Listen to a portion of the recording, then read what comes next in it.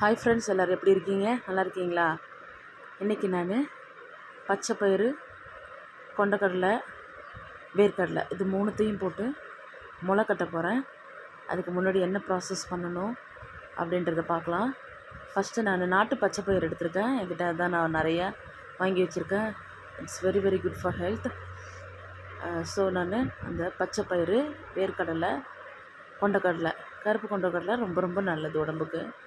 So இதில் முளைக்கட்டி நம்ம பச்சையை சாப்பிடும்போது அதில் உள்ள எல்லா சத்துக்களும் நமக்கு உடம்புக்கு நிறைய நன்மை தரக்கூடியதாக இருக்குது.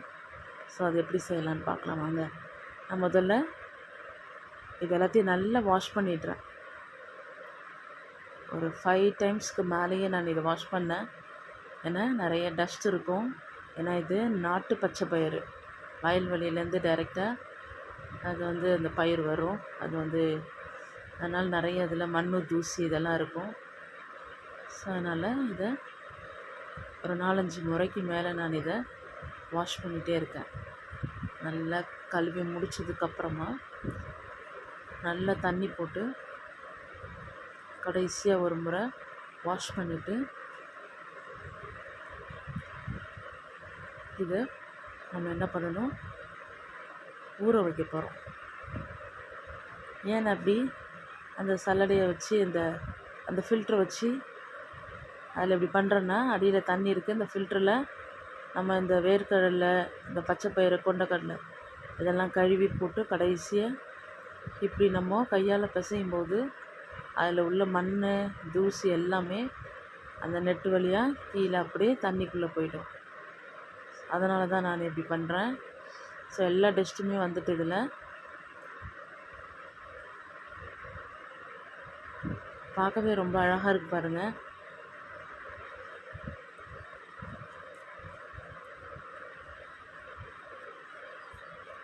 வாரத்தில் ஒரு முறையாவது இல்லைனா 2 முறையாவது இதை முளைக்கட்டி நீங்களும் குழந்தைங்களும் சாப்பிடும்போது உங்கள் உடம்புக்கு தேவையான எல்லா சத்துக்களும் இந்த பயிர் வகைகளில் கிடைக்குது.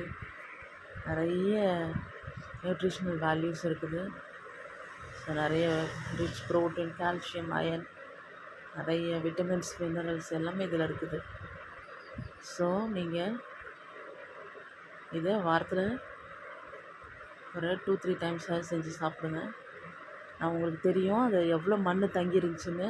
ஆனால் இப்போ எதுவுமே இல்லை, இந்த தண்ணியில் எதுவும் இல்லை, பழைய தண்ணியில் நிறைய இருந்துச்சு பாருங்கள். ஸோ இப்போ இதை நம்ம ஊற வச்சிடலாம். தண்ணி நல்லா க்ளீனாக ஒரு நல்ல தண்ணி எடுத்துக்கிறேன். அதில் கொட்டி நம்ம ஊற வச்சிடலாம். இதில் கொண்டக்கடலை அண்டு வேர்க்கடலை எல்லாமே இருக்குது. பச்சை பயிறு சீக்கிரமாக ஊறிடும். கொண்டக்கடலை, வேர்க்கடலைக்கு கொஞ்சம் டைம் எடுக்கும். ஆனால் நான் மோர் தென் 10 ஹவர்ஸ்க்கு மேலே நான் அதை ஊற வச்சேன். ஊற வச்சு ஒரு துணியில் முளைக்கட்டி 2.5 days கழித்து தான் நான் இதை எடுத்தேன். நல்ல முளை வந்திருக்கு பாருங்கள். இப்போது இந்த ஸ்டேஜில் இந்த பயிரை சாப்பிடும்போது உடம்புக்கு அவ்வளோ ஹெல்த்திங்க. இது நீங்கள் என்ன தான் காசு கொடுத்து எவ்வளோ சத்தான பொருள் வாங்கி சாப்பிட்டாலும் இந்த ஸ்ப்ரவுட்டடில் இருக்கிற இந்த சத்துக்கள் வேறு எதுலேயுமே கிடைக்காதுங்க. எல்லாமே முளை விட்டுருக்கு பாருங்கள். இந்த கொண்டக்கடலைலாம் அழகாக முளை விட்டுருக்கு.